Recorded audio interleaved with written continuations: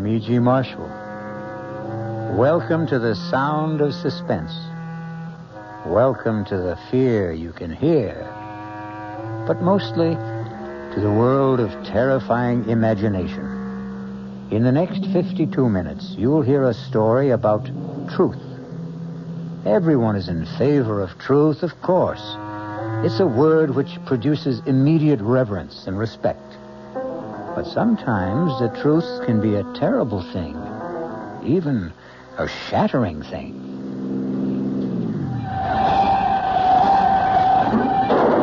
Oh, my God! Mark, you hit a woman!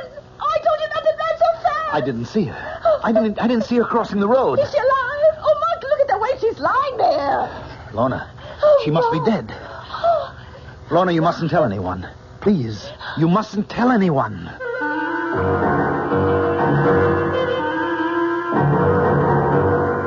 Our mystery drama, The Ring of Truth, was written especially for the Mystery Theater by Henry Slessor and stars Agnes Moorehead.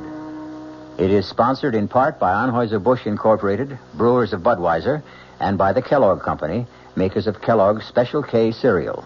I'll be back shortly with Act One.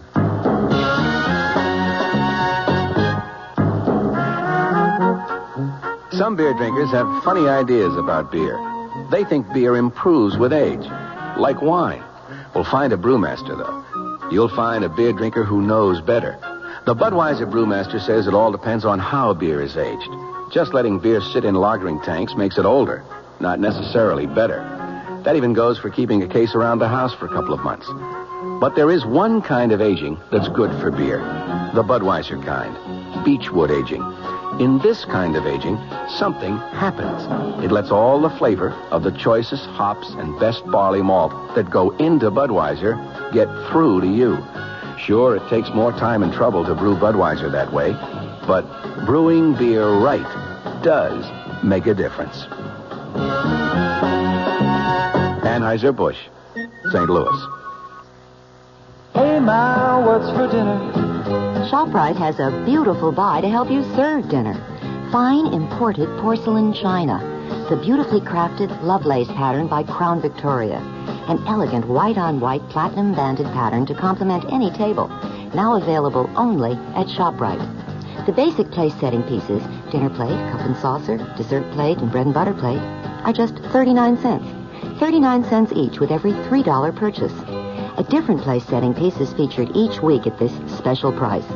You'll want to collect all the magnificent completer pieces and matching ovenware available every week at low prices, too. Visit ShopRite and start your set of lovely porcelain china today. It's a beautiful buy. Hey, Ma, what's for dinner? ShopRite has the answer. Offer not available in Westchester, Ulster, Orange, Dutchess, and Columbia counties.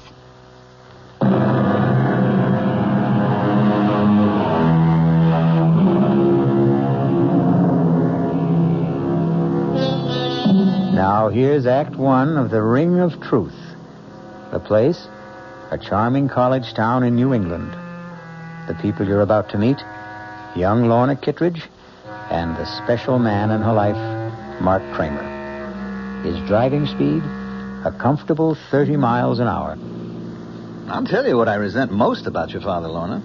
It's the fact that he deliberately keeps forgetting my name. Mark, don't be so silly. Daddy has a genuine problem about names. No, I'm sorry, darling. I just can't buy this absent-minded professor stuff. It's too corny. Corny or not, that's exactly what my father is sometimes. Absent-minded. His mind is always up in the stratosphere somewhere, communing with Socrates or Schopenhauer on the meaning of truth. You just don't like my father very much. I hardly know your father. Look, I want to get along with him, Lorna. After all, he's going to be my father-in-law, isn't he? You're almost home. What can I do to put you in a better mood? That's easy, darling. You can promise to tell him tonight. Oh, Mark. Tonight? Why not? But I told you that the Pryors are going to be at dinner tonight. Harold Pryor's Daddy's publisher. So, after they leave, you can tell him. Lorna, we've been engaged for almost 3 weeks now. Nobody knows about it except you and me. Well, isn't that enough? Not for me, it isn't. No. I'm the kind of guy who wants to shout it from the housetops. Yes, I do, too. I really do, Mark. I love you so much. All right, darling. And prove it. Tell him tonight, Lorna. Tell him you're going to marry what's-his-name.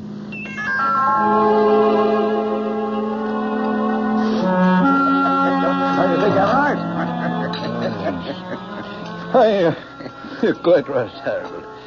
What the book needs is a much sexier title. Well, of course, there isn't a word about sex in it, but what's the difference as long as it sells, huh? What's the latest book about? Why, truth, of course. Daddy's favorite subject. Should be everyone's favorite subject, in my opinion. You know, if you really want a suggestion for a new title, Professor, I think I have one. Do you, Mac? Daddy, the name is Mark. Oh, yes, of course. I'm sorry, Mark. Well, go on. Let's hear your suggestion. Why not call it The Ring of Truth? Well, I think that's a very good name, but, of course, that's up to Professor Kittredge. It's not a bad title, Mark, but, well, it does imply a lack of sincerity, doesn't it? The Ring of Truth is only the surface appearance of it. What I'm examining in my book is the necessity for stark truth, for truth unafraid. Of course, there's a fairly good argument against stark truth sometimes, isn't there? I mean, there's still a necessity for a white lie now and then. You mean in the real estate business, perhaps? No, not just in my business, in everyone's. I mean, there are times when tact, courtesy, and general goodwill call for a shading of the truth. May I make a suggestion, everyone? Why don't we have our coffee in the living room? It's a good idea, darling. You know, George, I want to... I'll give you a hand with the dishes, honey. Besides, I'd like a little conversation with you in the kitchen.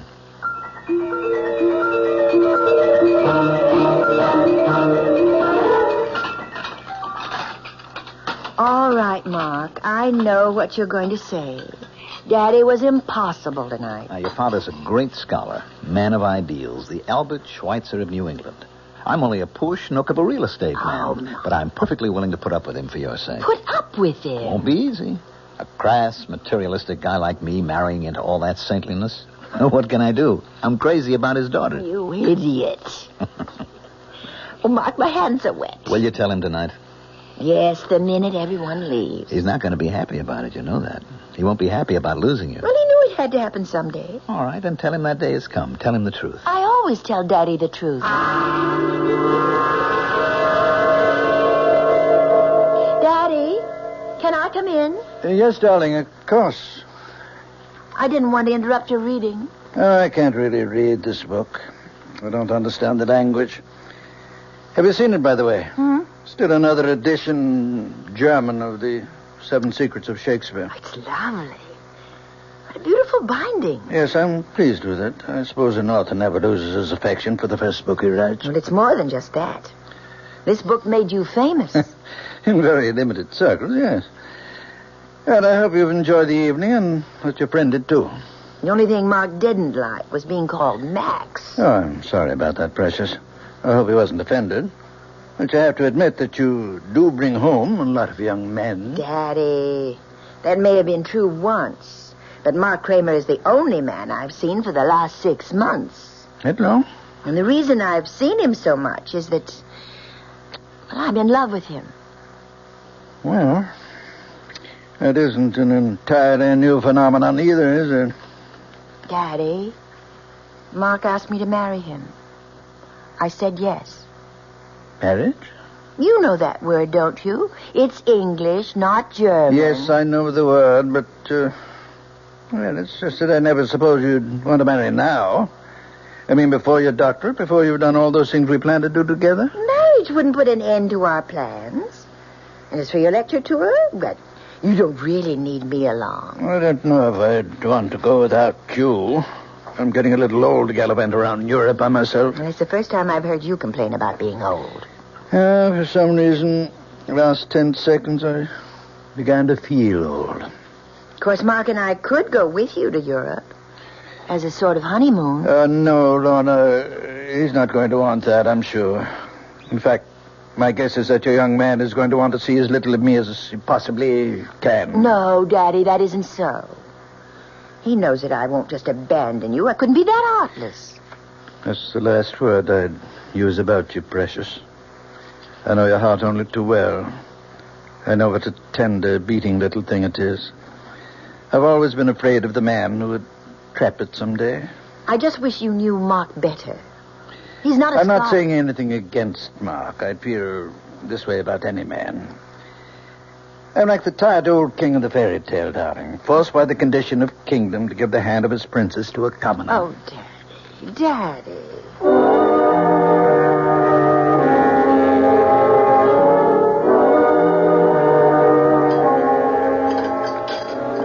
Mark, you're just being pig-headed. It won't even be 6 months. And by that time, I'll have my doctorate, and Daddy's lecture tour will be over. Oh, that's great. Just great. Waiter, where's the drink I ordered? Mark, I've never seen you have more than 2 martinis in my life. Oh, you're wrong, my love. I had one before you got here. The one coming up will be number 4. Mark, please, don't be so upset. I'm not breaking our engagement. I'm simply asking for a postponement. How long did it take to talk you into it, Lorna? Well, it was something I decided to do, Mark. All by myself. Because you realized how important it was? To get your Ph.D.? To make sure Daddy was taken care of on his lecture tour? But it is important to me. You know, you're a lucky girl to have a father like that. Now, you take my old man. Good old Charlie Kramer. Real estate. I don't think he ever heard of an ethic or an ideal in his life. Probably told a dozen lies a day, old Charlie. I guess that's why he turned out so badly. You're drinking too much. You always do when you're angry. Just another flaw in my character. Hardly noticeable in the general ruin of my personality. Please, Mark, I don't want you to be drunk to drive me home. Oh, don't worry. I won't even have that 4th drink. See what a nice guy I am? I want to make sure you get home to Daddy safe and sound.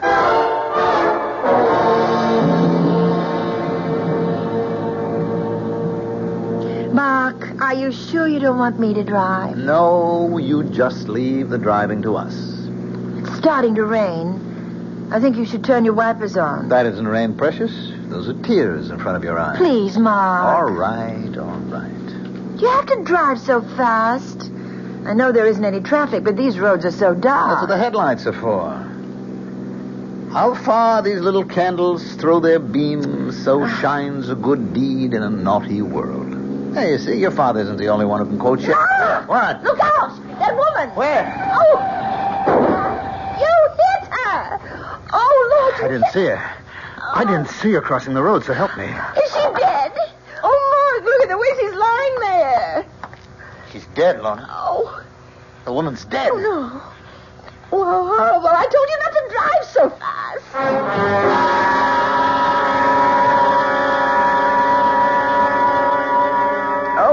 It was so awful. And it was my fault. My fault that Mark drank so much. He really doesn't like whiskey very much, but when I told him about what we decided about postponing the wedding... You mean what you decided, darling? It was your decision. He was driving so recklessly. He must have been going 60 miles an hour on that road. The speed limit there was only about 30. They haven't arrested him, have they? No. But the police were called, weren't they? Yes. They know Mark, of course. He's lived here all his life. Didn't they give Mark a sobriety test? No, nobody even suggested it. I mean, Mark didn't seem to be drunk at all. Not after it. And of course, he didn't say he'd been drinking. Didn't mention the speed he was traveling at. Well, they asked him. Mark said he was going 35, and the woman just stepped out in front of him. I see. He had to say it, Daddy. I mean, otherwise it would have been a crime, wouldn't it? I think it's called vehicular homicide. Well, he could go to prison for that, couldn't he? Perhaps.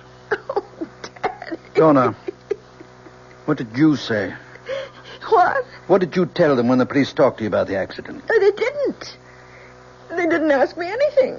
They said there would be an inquest to determine the facts.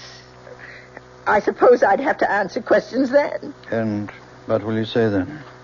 Why, I don't know. I mean, I have to corroborate Mark's story, of course. Is that what you're going to do?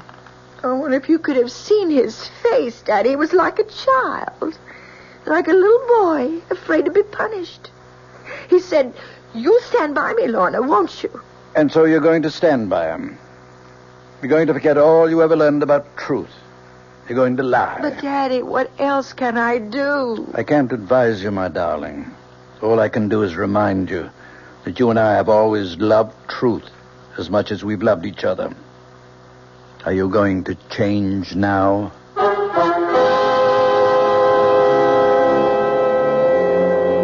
And so Lorna finds herself in the corner of a triangle.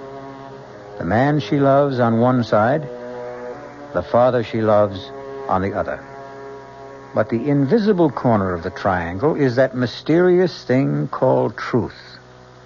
We'll find out what Lorna Kittredge does when I return shortly with Act 2. And now another tale of the ball and chain. At Kellogg's Special K presents Overweight on an Overnight Train. Is the seat taken? Please, sit down. You have exceptional legs. But why is one of them attached to a ball and chain? This ball and chain? It's a symbol. Funny, I would have sworn it was a ball and chain. I mean symbolic. Because carrying around a few extra pounds can be just like lugging around this ball and chain. I see. May I suggest something? Uh-huh. Try a bowl of Special K, skim milk, orange juice, and coffee. It's the Special K breakfast. Will it make me lose weight? No. Oh. You must also exercise and eat smart at every meal. I see. Do you know the Special K breakfast is less than 240 calories, 99% fat-free, and delicious? No, but if you hum a few bars... And that's another tale of the ball and chain.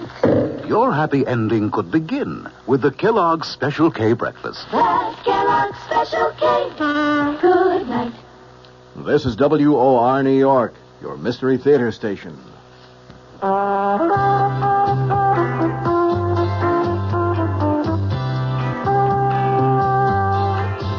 No matter what you're saving for, that's what Suburban Savings for Suburban. Suburban Savings offers you a regular savings account with flexibility. You can add any amount to your account whenever you wish. Withdraw whenever you want. Suburban Savings pays a 5.25% annual interest rate on regular savings paid quarterly, which earns an annual effective yield of 5.47%. Interest is compounded continuously from day of deposit to day of withdrawal, as long as $50 is maintained in the account to the end of the quarter.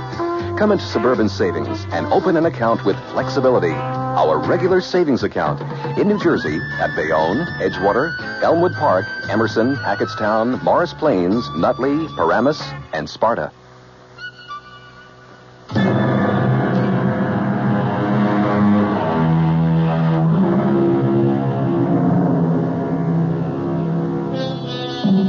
Ye shall know the truth, and the truth will set you free. Will that familiar saying work in the case of Mark Kramer? It may all depend on the outcome of the next conversation you hear in the home of Professor John Kitteridge and his daughter. Lorna, may I come in? Yes, Daddy. All dressed already? Yes. I know I don't have to leave for the county courthouse for another hour, but I was too nervous to just lie in bed. Why don't you come downstairs and have some breakfast with me? No, I couldn't. I feel too sick. Oh, poor kitty.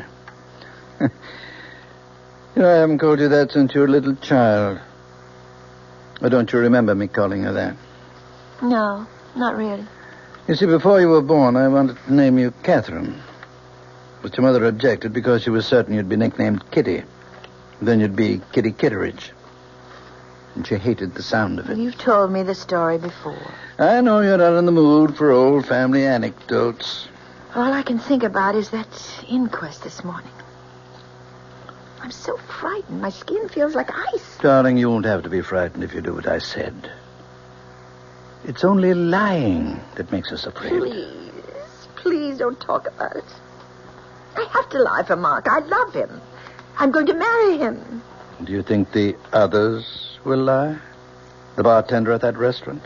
What was the name of that again? Bruno's? Yes. He'll defend Mark. I'm sure he will. They don't like trouble. They had some license problem last year. They won't want to admit that they served Mark so many drinks that he was hardly able to walk. To say nothing of drive. So you're the only one who has to lie. Daddy, the woman is dead. Nothing will bring her back. Lies, truth, nothing. Who does it help if Mark goes to prison? Yes. You're right, Precious. There's no profit in truth. None at all. Then you agree with me. No profit, Lorna. Only loss, maybe. But that's something you'll have to judge for yourself. You know my feeling about truth. You know what I've always taught you about it. Yes. Dare to be true. Nothing can need a lie. A fault which needs it most grows too thereby. You used to like that poem. Now you're quoting it with contempt. Oh, Daddy, why can't you understand? Why do you have to be so demanding? Let me forget truth just this once. Your mind is your own, Lorna. Well, I want to do what's right. Then do what you want to do. You're an adult now, independent of me. Lie if you want to. But don't look for my approval. And above all, don't ask for my blessing. Daddy!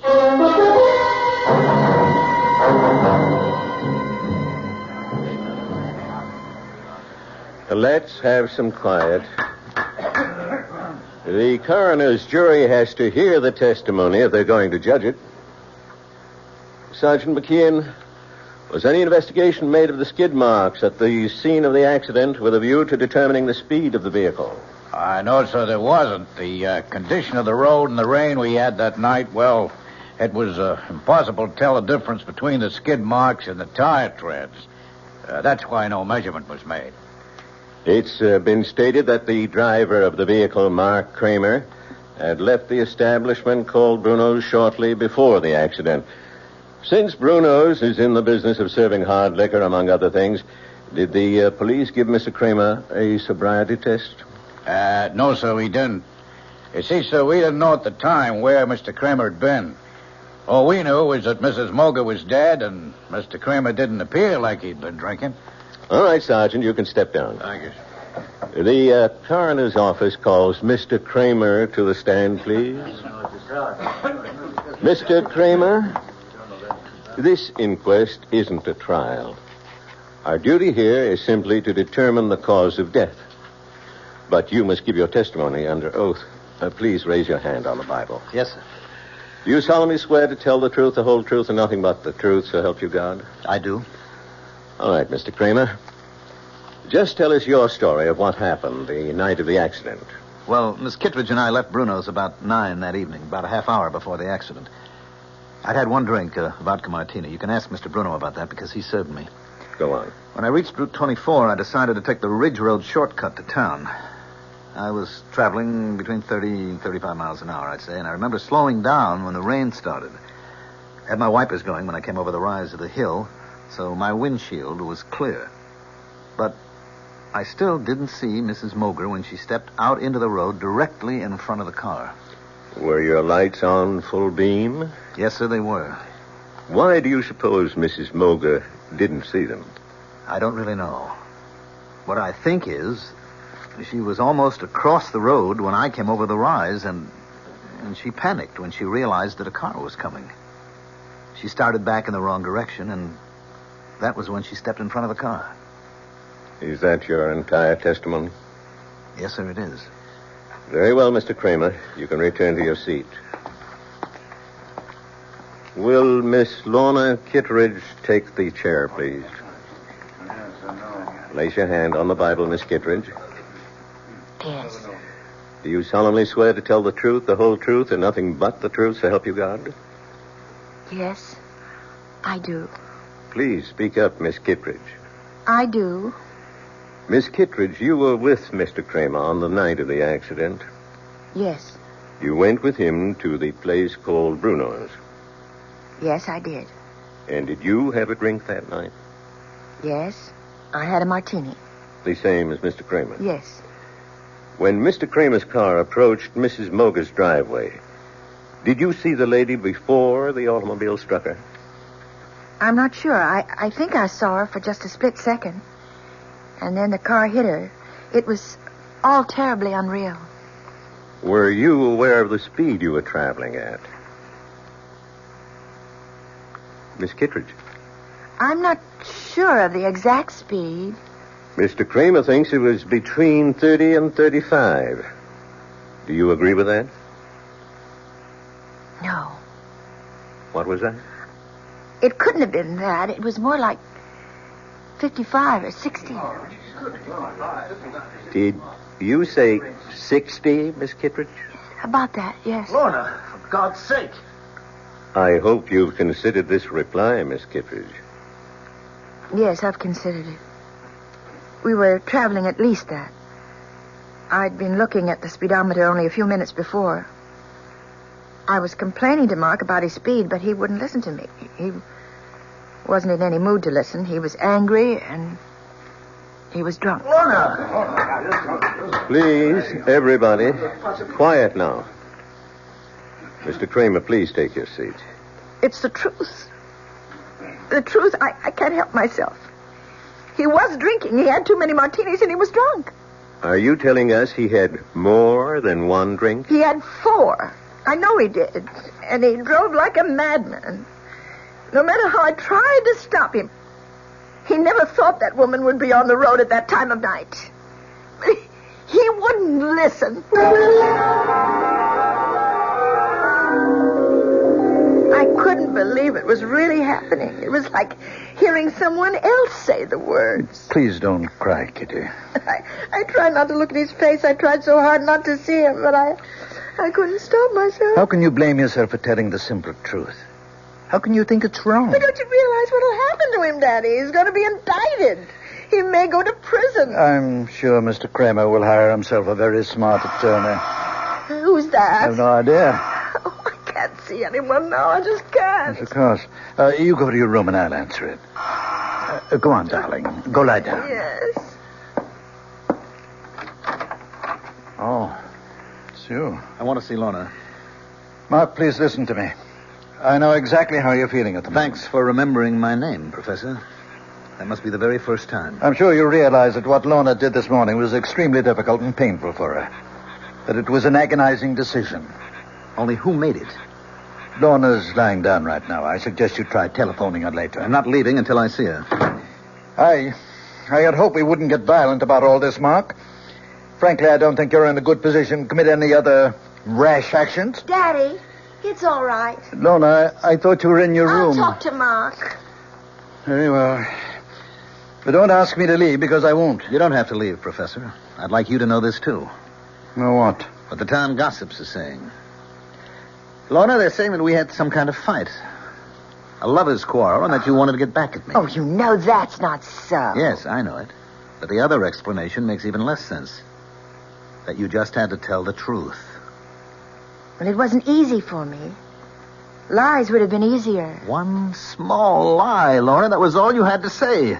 You're so afraid of hell that you wouldn't lie for me? I can't expect you to understand. But I do understand. Better than you do, maybe.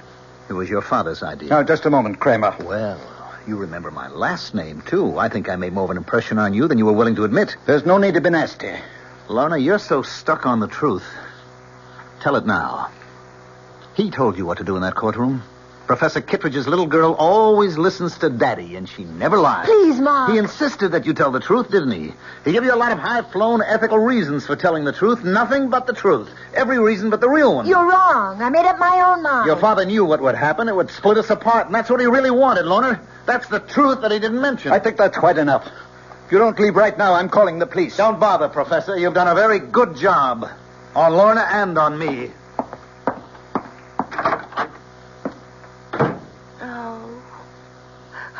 Oh, Daddy. Daddy. Kitty, don't. It's going to be all right. How can it be? He hates me now. Mark hates me. Things will change. You wait and see. He'll get himself a smart lawyer, and nothing will happen to him. Mark Kramer, having been found guilty of the crime of manslaughter, it is my duty to sentence you to imprisonment for a period of not less than 1 year and not more than 5.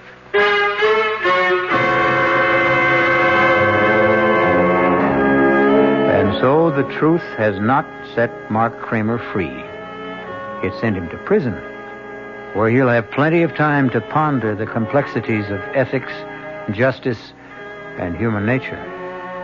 Or perhaps he'll ponder something else, like revenge. We'll find out when I return shortly with Act 3. I'm Himan Brown, producer of Radio Mystery Theater, and this is the end of our last week of prize drawings.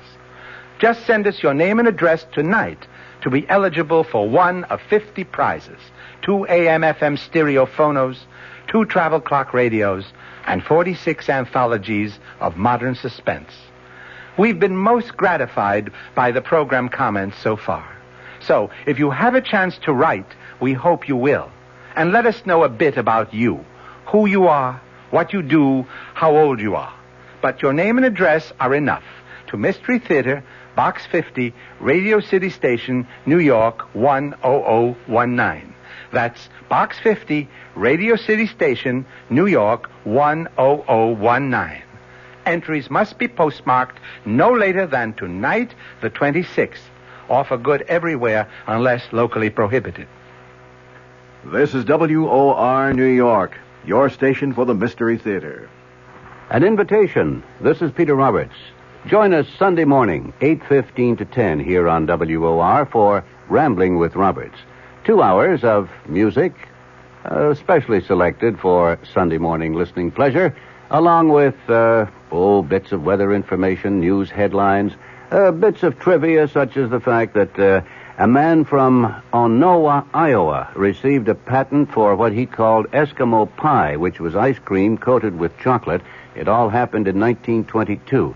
It may not seem like very much in the way of history, but it does take place, these little bits of trivia and information, on Rambling with Roberts. So, of a Sunday morning, make a note. 8:15 to 10, right here at 710 on your dial, come Rambling with Roberts. You don't have to give us an RSVP. Just be on hand. Thank you.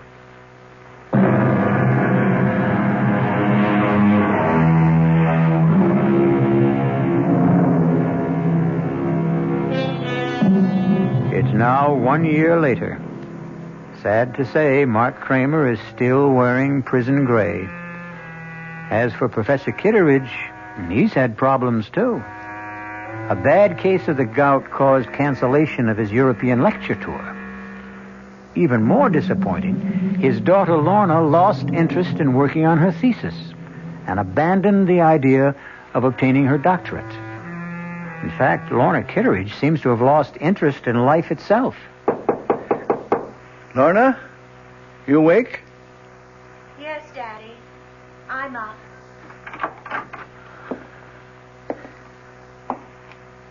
Darling, it's almost noon. It's not like you to be in bed so late. I just didn't feel like getting up. Did you sleep badly again last night? Last night, the night before that. Oh, Lorna.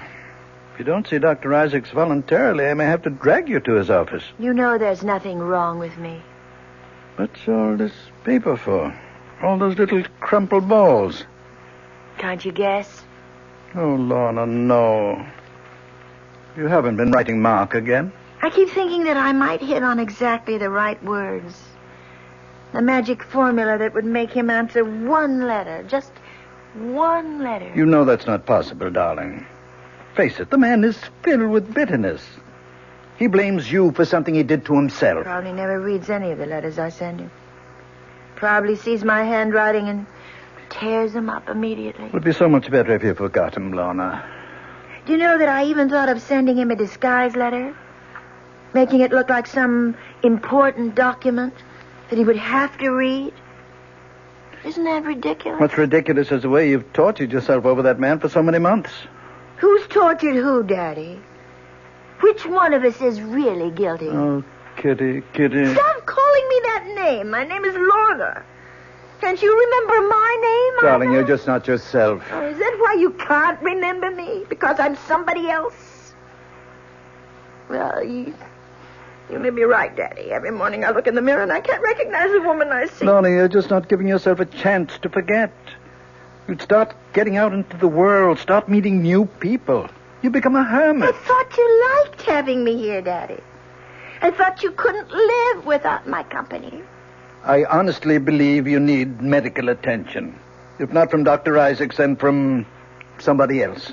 You mean a psychiatrist, I suppose? No, darling, no. Just Someone who can help you get over this distorted guilt that you feel. The only one who can do that is Mark. And he won't see me or write me or anything. Lorna. Oh, please go away. Please. I'm going to try to sleep. It's the only time I'm happy. When I'm asleep.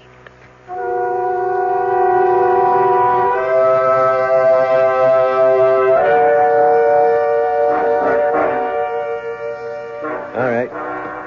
Step right over here, Kramer. Anything you say, guard. Remember, visiting time is limited to 15 minutes. Look, I don't want the 15 minutes. They're being forced on me. Sit down and behave yourself. Yes, sir. Anything you say, sir. Well, no, Mark. Make it fast, Professor. I've got important matters to take care of back in the shop. I'm making a very special license plate.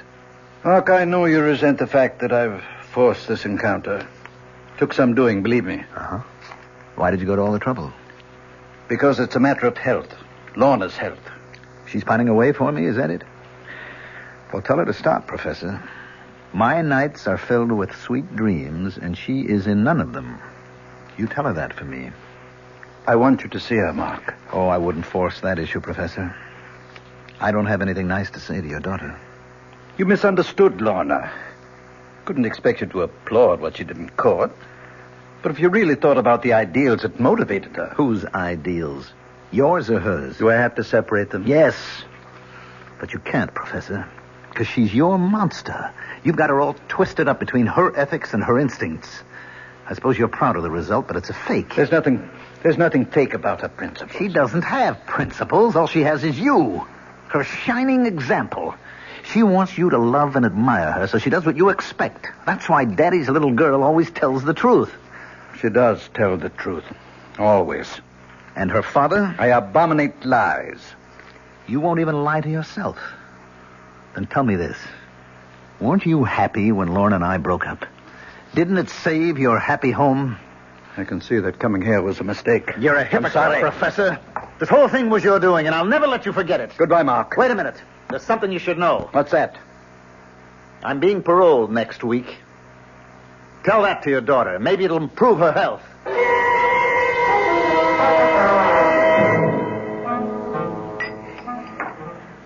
Of course I'm pleased, Harold. It's just that I'd much rather see a new book of mine published than a new edition of an old book. Well, you can't argue with success. People never seem to tire of the 7 Secrets of Shakespeare. I suppose I shouldn't complain. It does buy the groceries.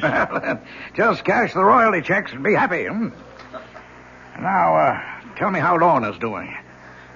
Feeling any better? Oh, still a bit run down, I guess. Well, that's too bad. I suppose you know that young man, Kramer, that he's out of prison. For about 2 months now, I gather. He, hasn't been in touch with Lorna? No, and I don't think he will be. Funny thing is, he's been in touch with us. With you? What's that before? Well, actually, it seems he went to Merritt Bob's first. My first publishers? Yes, talked to everyone who would talk to him. Then he approached members of my own staff. He even tried to get an appointment with me, but I put him off. What do you suppose he wants? He's an embittered young man, you know. And I spoke to George Merritt. He didn't know about Lorna and this fella Kramer. He thought Kramer was an article writer looking for biographical material. George said that he seemed to know an awful lot about you already. I don't much like the idea of someone like that snooping into my life. Why do you suppose he's doing it? Hard to say. Rancor, I suppose. Hopes he can find something unpleasant in my past.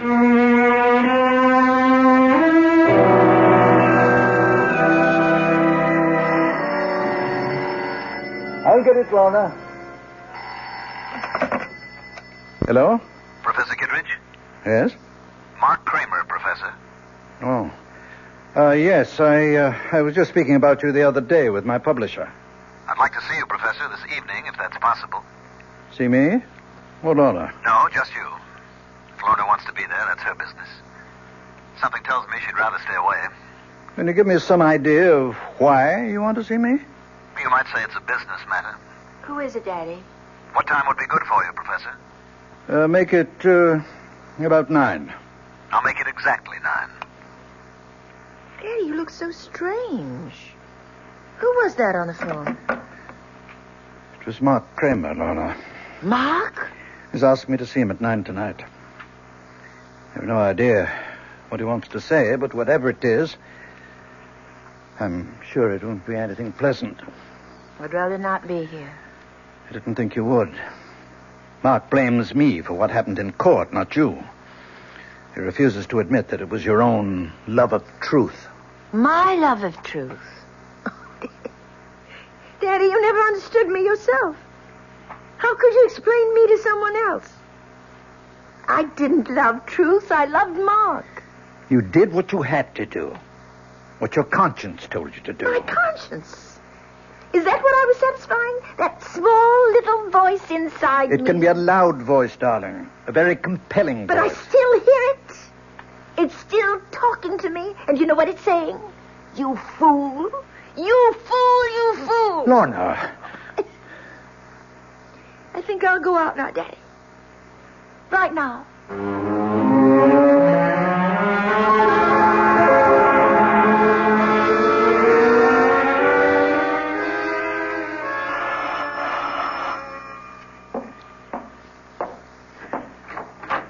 Good evening, Professor. Hello, Mark. Come in. Thank you. Nice of you to see me. I wasn't sure of my reception after the last time. I see you're using a cane these days, Professor. Yes, a touch of gout. Mark, I hope you weren't expecting to see Lorna. She's not here. No, I didn't expect to see her.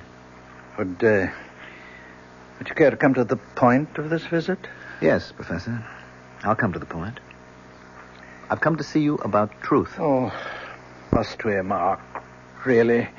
I mean, these philosophical discussions are meat and drink to old campus fogies like me, but I'm rather tired of the subject right now, very tired of it. Frankly, I'm a little exhausted by it myself. I've just spent 2 months in search of it, and I didn't even know what I was looking for. You've been digging up things about me, haven't you? I hope you enjoyed yourself. No, I didn't. You see, I made the mistake of talking to your enemies.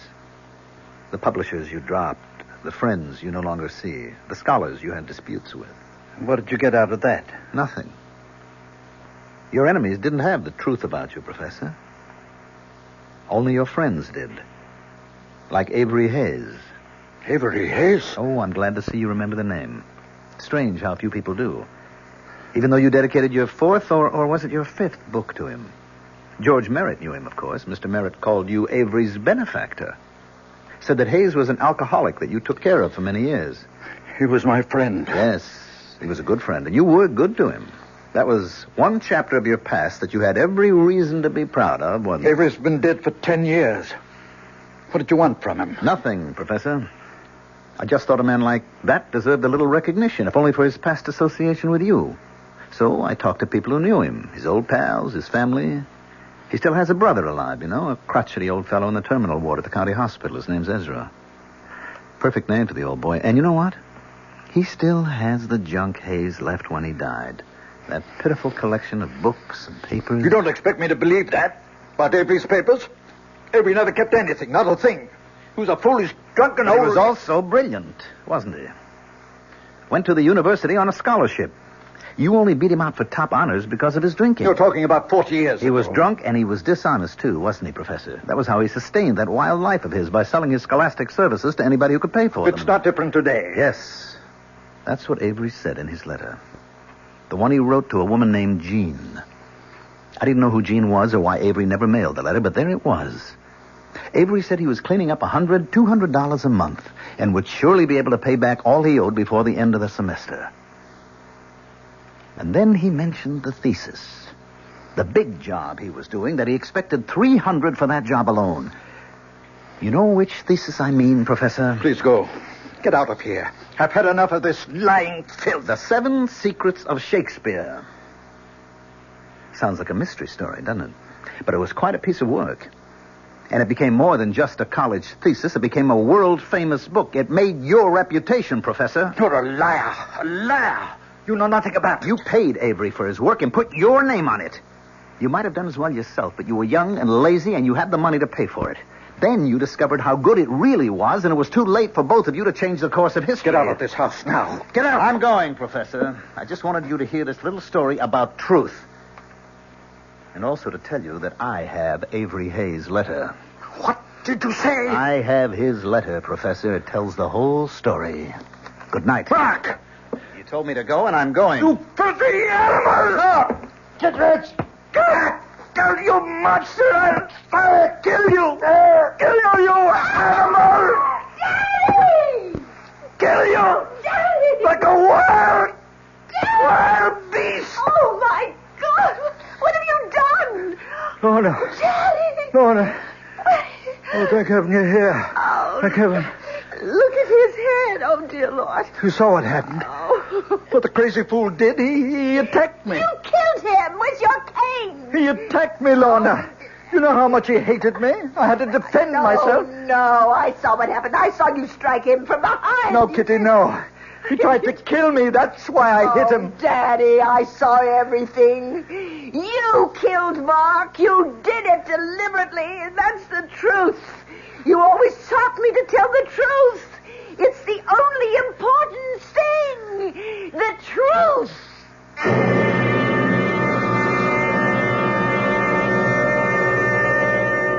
Oliver Wendell Holmes, Jr. said, "All I mean by truth is the road I can't help traveling." Well, Professor Kitteridge traveled his road, and despite his good intentions, it turned out to be the road to hell. I'll be back shortly. Hello, this is Joe Franklin. Ladies and gentlemen and boys and girls, for the very latest in nostalgia, for the ultimate in remembering, please join with me on Saturday nights from 9:05 to 11 o'clock, where memories are truly happening right here over WOR Radio. It is my privilege to present radio's original Memory Lane program, but positively the original. And whether it's Al Jolson or Benny Goodman or Louis Armstrong or Eddie Cantor or Harry James or the Dorseys, Mario Lanza, Gene Krupa, the young Frank Sinatra, George M. Cohan, Bing Crosby, Bogart, Lombard, Cagney, and all those happy times of radio's comedy and drama and soap opera. We have it fascinatingly, and all the sounds are reproduced crystal clear Saturday nights from 9:05 till 11 over WOR Radio. Yours truly, Joe Franklin, hosting Memory Lane. Tune in.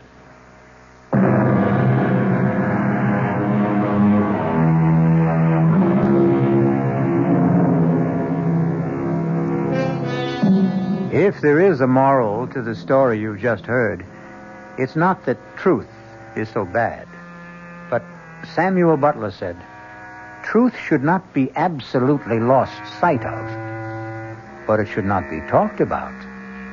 And we promise that's our last word on the subject. Our cast included Agnes Moorehead, Mandel Kramer, Sandus Ortega, Ian Martin, and Dan Arco. The entire production was under the direction of Himan Brown. I swear to Sam Hill, Ethan, you deliver. After the 12th stroke of the hourglass clock's chime, there was no sound but the beat of the clock and my own heart. Everything else had stopped dead. My friend's mouth was frozen in the act of speaking. His hand poised over a chessman as though cast in bronze. Outside, like the old child's game, people had turned to statues. A car backing into a parking space was stopped in its tracks. For everyone else in the world, save only me and that damnable clock, time was standing still. This is E.G. Marshall inviting you to return to our Mystery Theater for another adventure in the macabre. Until next time, pleasant dreams.